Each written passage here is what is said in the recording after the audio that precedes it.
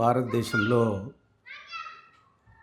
ఆరోగ్యానికి సంబంధించినటువంటి సమస్యలు మొన్న కోవిడ్ పాండమిక్లో అనేక రకాలైనటువంటి ఆరోగ్య సమస్యల వల్ల కోవిడ్ విజృంభించడం మనం గమనించాము. అయితే ఈరోజు భారతదేశంలో ముఖ్యంగా సౌత్ ఇండియాలో రైస్ తినడం వల్ల, అందులో పాలిష్డ్ రైస్ తినడం వల్ల ప్యూర్ కార్బోహైడ్రేట్ మనం తింటున్నాం. అందువల్ల కూడా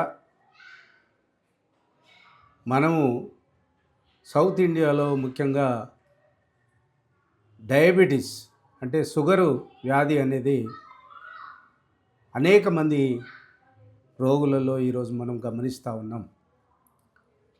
అయితే షుగర్ గురించి మనము ఆలోచించినప్పుడు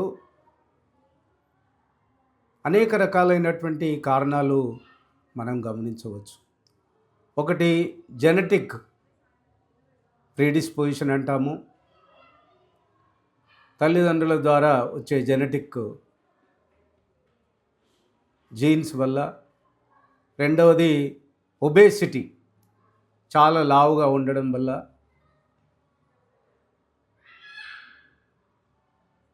ఈ విధంగా తీసుకునే ఆహారం వల్ల కూడా మన ఇండియాలో, ముఖ్యంగా సౌత్ ఇండియాలో డయాబెటీస్ అనేది ముఖ్యంగా ప్రధానమైన జబ్బుగా ఈరోజు ప్రతి హాస్పిటల్లో పేషెంట్స్ వాటి యొక్క కాంప్లికేషన్స్తో అడ్మిట్ అయ్యి ఆరోగ్య భారము అధికంగా పెంచబడుతుంది. అందుకు ఈరోజు ఉన్నటువంటి పరిస్థితిని గమనించి డయాబెటీస్ గురించి కొంత ప్రజలకు తెలియజెప్పాలనే ఉద్దేశంతో ఈ వీడియో చేస్తున్నాం. మీ అందరికీ చాలామందికి తెలిసే ఉంటుంది, మామూలుగా తినకముందు 70 నుంచి 110 మిల్లీగ్రామ్స్ పర్ డెసిలీటరు షుగర్ ఉంటుంది రక్తంలో. తిన్న తర్వాత 140 నుంచి 160 మిల్లీగ్రామ్స్ వరకు ఉంటుంది. తర్వాత మధ్యలో ఒక 3-4 గంటల తర్వాత ర్యాండమ్ అంటాం దాన్ని, అది 140 ఆ ప్రాంతంలో ఉంటుంది. ఈ విధంగా ఫాస్టింగ్ బ్లడ్ షుగర్ అని, పోస్ట్ లంచ్ బ్లడ్ షుగర్ అని, తర్వాత ర్యాండమ్ బ్లడ్ షుగర్ అని డాక్టర్లు చేస్తూ ఉంటారు. అలాగే HbA1c అని కూడా చేస్తూ ఉన్నారు ఈ మధ్యకాలంలో. అంటే సెడెంటరీ, అంటే ఊరికే కూర్చునే వాళ్ళలో ఎక్కువ వస్తుంటుంది. అందుకు వాకింగ్ సజెస్ట్ చేస్తాం, బాగా వాకింగ్ చేయడము. రెండవది వెయిట్ రిడక్షన్ చేయడము. మూడవది డైట్ ద్వారా మనము డయాబెటిక్ డైట్ తీసుకోవడం వల్ల, తక్కువ కార్బోహైడ్రేట్ తీసుకోవడం వల్ల, ఎక్కువ వెజిటబుల్స్ కానీ లేకపోతే ఫైబర్ డైట్ తీసుకోవడం వల్ల బ్లడ్ షుగరు తక్కువ పెరిగే అవకాశం ఉంటుంది. అదేవిధంగా డ్రగ్స్ ద్వారా, డ్రగ్స్ అంటే యాంటీ డయాబెటిక్ డ్రగ్స్ కావచ్చు, లేకపోతే ఇన్సులిన్ కావచ్చు.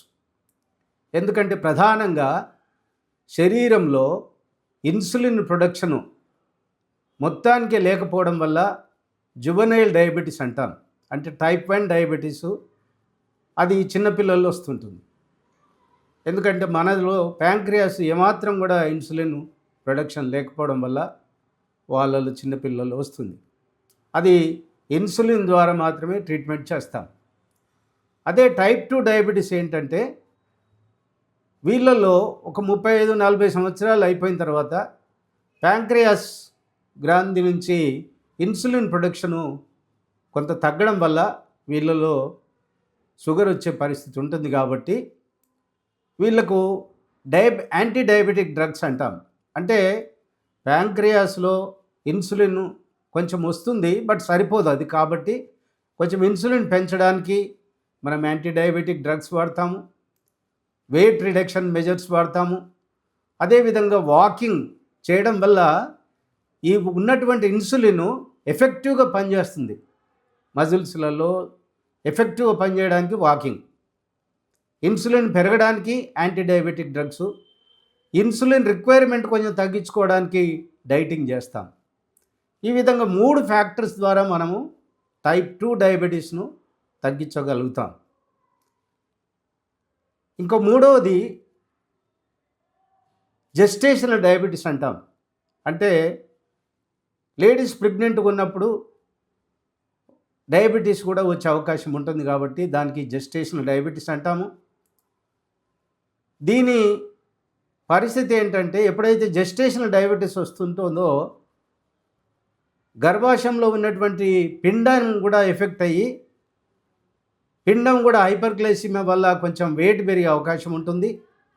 రాబో రోజుల్లో ఈ పిండం ఎవరైతే జెస్టేషనల్ డయాబెటీస్ వల్ల ఎఫెక్ట్ అవుతారో వాళ్ళకు డయాబెటీస్ వచ్చే అవకాశం కూడా ఉంటుంది. నా ప్రధానమైనటువంటి సూచన ఏంటంటే దీంట్లో మామూలుగా డైటింగ్ చేయడము,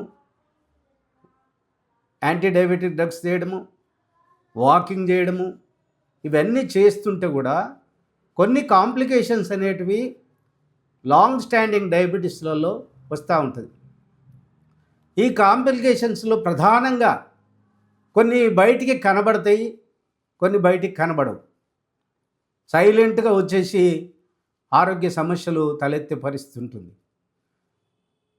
బయటికి కనబడని సమస్యలు ఏంటంటే హార్ట్ మీద ఎఫెక్ట్ పడుతుంది, బ్రెయిన్ మీద ఎఫెక్ట్ పడి బ్రెయిను ఏదైతే మతిమరుపు అట్లాంటి సమస్యలు రావడము, హార్ట్ మీద ఎఫెక్ట్ పడి హార్ట్ అటాక్ రావడము, కిడ్నీ మీద ఎఫెక్ట్ పడిపోయి ఎట్లయితే కిడ్నీ డ్యామేజ్ అవుతుందో దాన్ని నెఫ్రోపతి అంటాం. కంటికి వచ్చినట్టుంటేనేమో ఆప్థాల్మోపతి, కంట్లో కూడా సమస్యలు ఎదురవుతాయి. అదేవిధంగా కిడ్నీకి వస్తేనేమో నెఫ్రోపతి అంటాం. కొన్ని వాస్కులారిటీ అంటే మన రక్తంలో ఉన్నటువంటి వెజల్స్ ఎఫెక్ట్ అయితేనేమో మనము వాస్కులోపతి అంటాము. అదేవిధంగా నరాలు ఎఫెక్ట్ అయితేనేమో న్యూరోపతి అంటాం. అంటే నిజంగా చెప్పాలంటే షుగర్ జబ్బు అనేది ఒక మాటలో చెప్పాలంటే starvation in the midst of plenty. అంటే ప్లెంటీ ఆఫ్ షుగరు రక్తంలో ఉంటుంది, కానీ ఇన్సులిన్ లేకపోవడం వల్ల ప్రతి సెల్ కూడా స్టార్వేషన్లో ఉంటుంది. అందుకే దీన్ని ఏమంటామంటే starvation in the midst of plenty అని మాట్లాడుతూ ఉంటాం. కాబట్టి ఈరోజు ప్రధానంగా ఈ ఆప్థాల్మోపతి, కంటి సమస్యలు, హార్ట్ అటాక్స్, తర్వాత బ్రెయిను, తర్వాత నెఫ్రోపతి, కిడ్నీ సమస్యలు, తర్వాత వాస్కులోపతి, న్యూరోపతి, ఈ విధంగా అనేక సమస్యలు ఉంటాయి. కానీ ప్రధానంగా నేను ఒక 3-4 కాంప్లికేషన్స్ ముఖ్యంగా పేషెంట్స్ చాలా జాగ్రత్త తీసుకోవడానికి జరిగే కాంప్లికేషన్స్ నేను చెప్తాను. ఒకటి ఇన్ఫెక్షన్. ఎందుకంటే ఇన్ఫెక్షన్ అనేది డయాబెటిక్ పేషెంట్స్లలో చాలా మామూలుగా చిన్న దెబ్బ తాకితే అది మానిపోతుంది తొందరగా, కానీ డయాబెటీస్లో ఎంబడే మానదు. అది ఫస్ట్ సైన్. ప్రొలాంగ్ ఉంటుంది, చిన్న దెబ్బనే ప్రొలాంగ్ అయిపోతుంది. అది ఫస్ట్ సైన్ డయాబెటిక్ వస్తుందేమని అనుమానపడాలి. రెండవది మగవారిలో వాళ్ళ పురుషాంగం మీద ఏదైతే చర్మం ఎక్స్ట్రా ఉంటుందో అది అతుక్కపోయి చాలా ఇబ్బంది పడే పరిస్థితి వస్తుంది. దాన్ని మనము బెలనోపోస్టైటిస్ అంటాం. ఇన్ఫెక్షన్ వస్తుంది కామన్గా. అదే లేడీస్ అయితే కూడా వల్వైటిస్ అంటే ప్రైవేట్ పార్ట్లో కొంత ఇన్ఫెక్షన్ రావడం ఉంటుంది. అదేవిధంగా డయాబెటిక్ ఫుట్ అంటాం. అంటే కాళ్ళల్లో వచ్చే కాంప్లికేషన్స్ వాస్కులోపతి వల్ల కావచ్చు, నరాల వల్ల కావచ్చు, తర్వాత ఇన్ఫెక్షన్ వల్ల కావచ్చు. ఫుట్ నేను కొన్ని మీకు బొమ్మలు చూపెడతాను. ఫుట్, డయాబెటిక్ ఫుట్ అంటాం. అది పెద్ద స్పెషాలిటీ ఇప్పుడు. కాబట్టి మనము జాగ్రత్తగా ఉండాలి. డయాబెటిక్ పేషెంట్స్ అంటే చాలా జాగ్రత్తగా ఉండాల్సినటువంటి సైలెంట్గా సమస్యలు వచ్చే డయాబెటీస్. కాబట్టి డయాబెటిక్ బ్లడ్ షుగర్ కంట్రోల్ చేసుకోవాలా. కొన్ని నేను మీకు ఫొటోస్ చూపెడతాను. ఆ ఫొటోస్ చూసి భయపడాల్సిన అవసరం లేదు. ఒకవేళ అన్కంట్రోల్డ్ డయాబెటీస్ ఉన్నప్పుడే ఇట్లాంటి కాంప్లికేషన్స్ వస్తాయి. ముఖ్యంగా ఓరల్ క్యావిటీలో తొందరగా డెంటల్ కేరీస్ రావడము, టూత్ ఇన్ఫెక్షన్ రావడము, జాలో ఇన్ఫెక్షన్ రావడము, కంటికి ఇన్ఫెక్షన్ రావడము, ముఖం మీద ఇన్ఫెక్షన్ రావడము నేను ఫోటోస్ చూపెడతాను. అదేవిధంగా డయాబెటిక్ ఫుట్ కూడా ఫోటోస్ చూపెడతాను. మూడవది సాఫ్ట్ టిష్యూస్లో కూడా గ్యాంగ్రీన్ అయిపోతాయి. అన్కంట్రోల్ డయాబెటీస్ వల్ల గ్యాంగ్రీన్ అయిపోతాయి. ఆ ఫొటోస్ కూడా మీకు చూపెడతాను. పెనిస్లో బెలనోపోస్థైటిస్ అని అంటాము, ఆ ఫొటోస్ కూడా మీకు చూపెడతాను. ఇవి ఎందుకు చెప్తున్నానంటే కొన్ని సంవత్సరాల తర్వాత డయాబెటీస్ను సరిగ్గా కంట్రోల్ చేసుకోలేకపోతే మనిషి చాలా అవస్థ పడాల్సిన పరిస్థితి వస్తుంది. కాబట్టి గుండె జబ్బుతో పాటు మనిషి ఆలోచన లేకపోతే మతిమరుపుతో పాటు కంటి జబ్బుతో పాటు తర్వాత లోపల మనకు అర్థం కాదు నెఫ్రోపతి అంటే కిడ్నీ మొత్తం డ్యామేజ్ అయిపోయిందాక కూడా మనకు అర్థం కాదు. అందుకు ప్రజలు జాగ్రత్త తీసుకోవాలని చెప్పి దీని ముఖ్యమైనటువంటి ఎర్లీ సిమ్టమ్స్ ఏంటంటే బాగా దప్పి అవుతూ ఉంటుంది. మనం మామూలుగా రెగ్యులర్గా చేస్తుంటే కూడా మన బాడీ వెయిట్ తగ్గిపోతుంది. మూడవది బాగా మూత్రం వస్తూ ఉంటుంది. ఎందుకంటే బ్లడ్ షుగర్ పెరిగితే 180 దాటిందంటే షుగరు మూత్రంలో వస్తుంది. కాబట్టి నీరు ఎక్కువ మూత్రంలో పోతుంది కాబట్టి దప్పి అవుతుంది. షుగరు మూత్రంలో పోతుంది కాబట్టి మనకు విపరీతమైన ఆకలి అవుతుంది, అయినా వెయిట్ తగ్గుతుంది, చాత కాకుండా అవుతుంది. ఇందాక చెప్పినట్టు starvation in the midst of plenty అంటే సెల్స్ అన్నీ కూడా ఆకలితో ఉంటాయి. ఆకలి అయినప్పుడు మనకు తెలుసు కదా, సెల్స్ చాత కాకుండా అయిపోతాయి, అంటే బాడీ అంతా చాత కాకుండా అయిపోతుంది. అల్సట రావడము, చాత కాకుండా రావడము, ఇవి ఎర్లీ సైన్స్. నాలుగవది ఇన్ఫెక్షన్స్ వస్తాయి. నేను ఇందాక చెప్పినట్టు కంటి దగ్గర ఇన్ఫెక్షను, డెంటల్ పళ్ళ దగ్గర ఇన్ఫెక్షను, ముఖం మీద ఇన్ఫెక్షను, అదేవిధంగా కాళ్ళకి ఇన్ఫెక్షను, చేతులకు ఇన్ఫెక్షను వచ్చేసి భయంకరమైనటువంటి కాంప్లికేషన్స్ వస్తాయి. కాబట్టి డయాబెటీస్ను ఎంత మంచిగా కంట్రోల్ చేసుకోగలిగితే ఈ కాంప్లికేషన్స్ తగ్గే అవకాశం ఉంటుంది, రాకుండా ఉండే అవకాశం ఉంటుంది. Prevention is better than cure. Prevent చేసుకోవడానికే మన ప్రయత్నం అంతా చేయాలి.